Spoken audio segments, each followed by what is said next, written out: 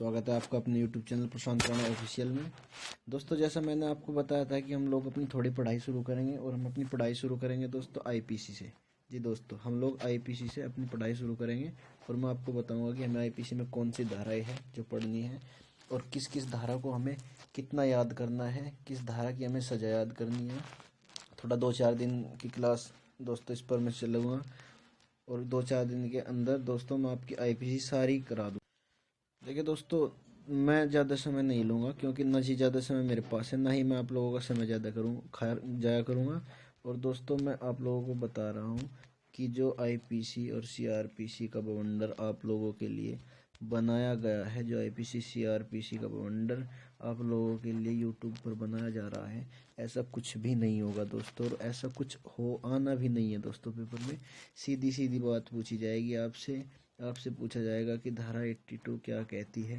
आपको वह इसके मूल तक नहीं जाना है कि 82 की क्या क्या शर्तें हैं, क्या इसमें होना है, क्या इसमें नहीं होना है, इसमें कितनी सज़ा है, इसमें क्या है, इसमें क्या इसके जो है ये संज्ञेय है असंज्ञेय है। आपको इससे कोई मतलब नहीं है क्योंकि आपसे ये पूछा भी नहीं जाएगा दोस्तों। सीधा सा सवाल आपसे पूछा जाएगा और आपको सीधा ही उसका जवाब देना होगा। ठीक है दोस्तों, चलिए हम लोग अपनी क्लास शुरू करते हैं और थोड़ा 2-4-10 धाराएं जो ज़रूरी है वो मैं आपको बताऊंगा। दोस्तों, हम शुरू करते हैं धारा 8 से। धारा 8 दोस्तों क्या कहती है? जेंडर। दोस्तों, धारा 8 जिक्र करती है जेंडर के बारे में। इसको आपको याद रखना है। आपसे सीधा पूछा जाएगा कि जेंडर या लिंग किस धारा में है, आईपीसी किस धारा में या जेंडर या लिंग का जिक्र किया गया है, तो आपको सीधा जवाब देना है 8।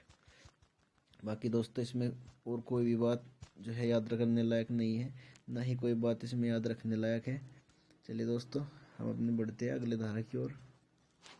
दोस्तों, जब जिक्र आ ही गया जेंडर का जिक्र आ ही गया, तो दोस्तों अब जेंडर क्या होते हैं? जेंडर होते या तो आपका स्त्री होगा या फिर पुरुष होगा। तो स्त्री और पुरुष का जिक्र दोस्तों, स्त्री और पुरुष का जिक्र किस धारा में किया गया है? यह किया गया है धारा 10। धारा 10 में स्त्री और पुरुष का जिक्र किया गया है। आपको बताना है, आपसे पूछा जाएगा कि किसी भी आयु के मानव नर घोतक है या स्त्री घोतक है, किस धारा में है। तो आपको सीधा सीधा उसका जवाब दे देना है कि वो धारा 10 में है। ठीक है दोस्तों, चलिए आगे बढ़ते हैं अपनी अगली धारा की ओर। दोस्तों, कोर्ट ऑफ जस्टिस यानी कि जिसे हम न्यायालय कहते हैं, कोर्ट ऑफ जस्टिस न्यायालय, उसका जिक्र किस धारा में किया गया है? ये आपके लिए बड़ा अच्छा सवाल है और बहुत ही यह ऐसा सवाल है जो पेपर में आ भी सकता है और आपसे पूछा भी जा सकता है। तो दोस्तों, न्यायालय शब्द का प्रयोग किया गया है धारा 20 में। न्यायालय शब्द का प्रयोग धारा 20 में किया गया है। आपको सीधा सीधा याद रखना है कि धारा 20 न्यायालय शब्द का घोतक है। चलिए दोस्तों, बढ़ते हैं अपनी अगली धारा की ओर। जी दोस्तों, हम अगली धारा का जिक्र करेंगे 24। दोस्तों 24 जो आपकी संबंधित है बेईमानी से। 24 धारा आपकी 24 नंबर धारा आईपीसी 24 आपकी संबंधित है बेईमानी से। आपको सीधा सीधा याद रखना है। आपसे पूछा जाएगा कि बेईमानी से संबंधित कौन सी धारा है, तो आपको सीधा 24। और इसके साथ साथ दोस्तों आपको धारा 25 को भी याद रखना होगा क्योंकि बेईमानी जैसा ही कपट से यह संबंधित है। दोस्तों, अब मैं आपको थोड़ा सा यही बता दूं कि आपको जो यूट्यूब पर पढ़ाया जा रहा है वो यही पढ़ाया जा रहा है कि बेईमानी कपट में क्या अंतर है, छल में क्या अंतर है। लेकिन दोस्तों, मैं आपको सीधा सीधा बता दूं कि इस चीज़ का आपके पेपर से कोई भी मतलब नहीं है क्योंकि आपको सिर्फ और सिर्फ आपको यहाँ सवालों के उत्तर देने हैं कि आपको यहाँ सवाल का उत्तर देकर आगे निकल जाना है। आपसे कोई भी यहाँ पर ऐसा कानून नहीं पूछा जा रहा है कि भाई आपको यह दिखाना होगा कि यह साबित करना होगा कि ऐसे आपको कानून का ज्ञान है, क्योंकि दोस्तों कानून के ज्ञान से आपका कोई मतलब नहीं है, ना ही कोई मतलब आपका बनता। आपको सिर्फ और सिर्फ एक प्रश्न हल करना है। 1 या 2 प्रश्न हमेशा पूछे जाते हैं, 2 या 3 दोस्तों, मैक्सिमम 2 से 3 प्रश्न आपके कानून से पूछे जाएंगे, इससे ज़्यादा पूछा नहीं जाएगा। सबसे महत्वपूर्ण बात मैं आपको बता दूं, सबसे महत्वपूर्ण पार्ट आपका पॉलिटी होगा। आप कानून के चक्कर में ज़्यादा मत पड़िए, सिर्फ पॉलिटी पर अपना फोकस करिए। Polity is the most important part for UPSI.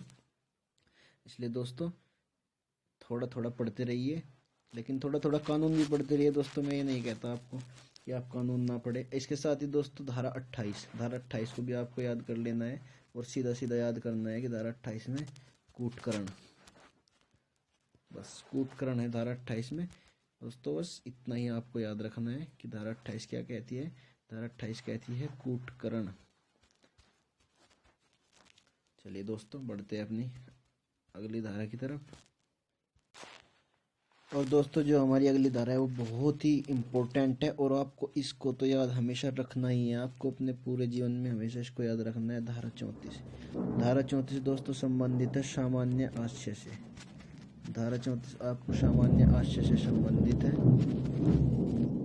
और दोस्तों बहुत ही अच्छी धारा है, और दोस्तों इसको आपको बेहद अच्छे तरीके से इस धारा को याद करना है। इसके लिए मैं आपको कहूँगा कि इस धारा को आपको थोड़ा सा अंदर तक भी पढ़ना होगा। इस धारा पर बड़ा ध्यान देना। और इसके साथ साथ दोस्तों इसी धारा के 2-3 वाद है, मैं आपको बता दूँ। महबूब शाह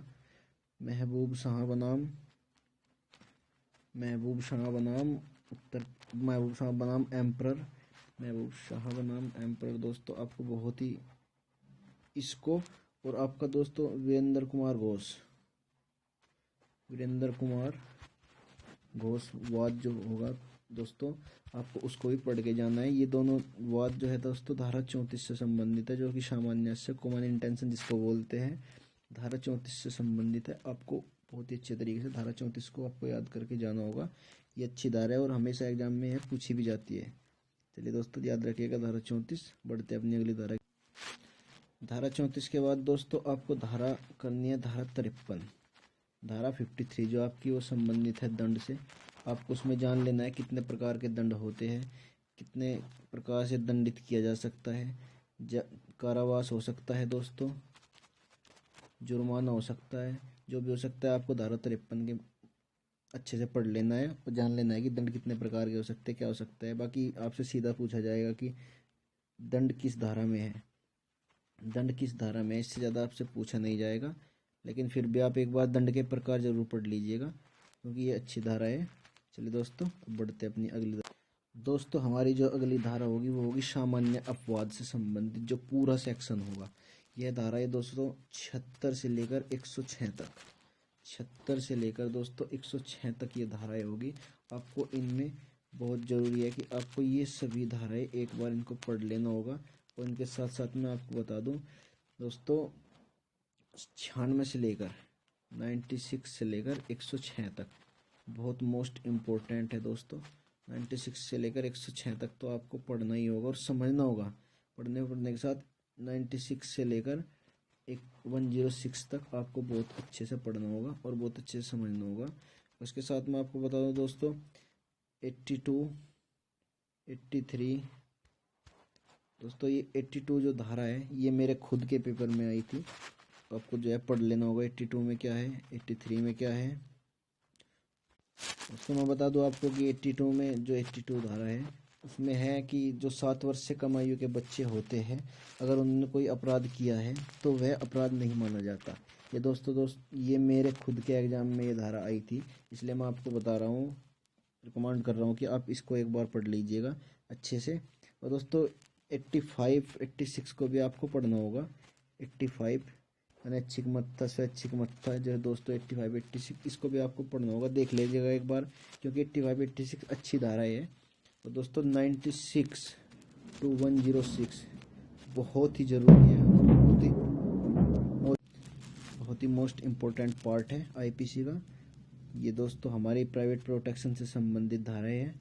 आपको इनको एक बार पढ़ लीजिएगा, अच्छा रहेगा, क्योंकि ये यहाँ से क्वेश्चन जरूर पुट करेगा। और मैं आपको बता रहा हूँ कि एक क्वेश्चन आपको 76 से 106 के बीच आपको कानून धारा का क्वेश्चन निश्चित ही मिल जाएगा आपके एग्जाम में।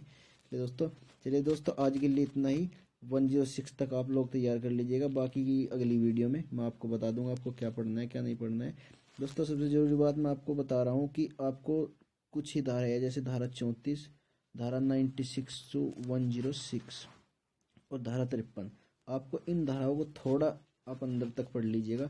बाकी आप किसी भी धारा में अंदर तक मत जाइएगा, घुसिएगा मत, कोई दिक्कत, कोई आपको परेशानी नहीं होगी, कुछ नहीं होगा। आप सिर्फ और सिर्फ उनका जो मुख्य हेडिंग होगा, आप उसको पढ़ लीजिएगा और वहाँ से आपको क्वेश्चन मिल जाएगा, आपसे सीधा सीधा सवाल करेगा। चलिए दोस्तों, अपने भाई की वीडियो अच्छी लगी हो तो दोस्तों एक लाइक सब्सक्राइब करें और दोस्तों वीडियो को ज़्यादा से ज़्यादा शेयर करिए, ताकि हम लोगों के साथ में और भी लोग जुड़ सके। और बिल्कुल दोस्तों फ्री ऑफ कॉस्ट मैं आपको बताऊंगा कि हमें क्या पढ़ना है, कैसे पढ़ना है।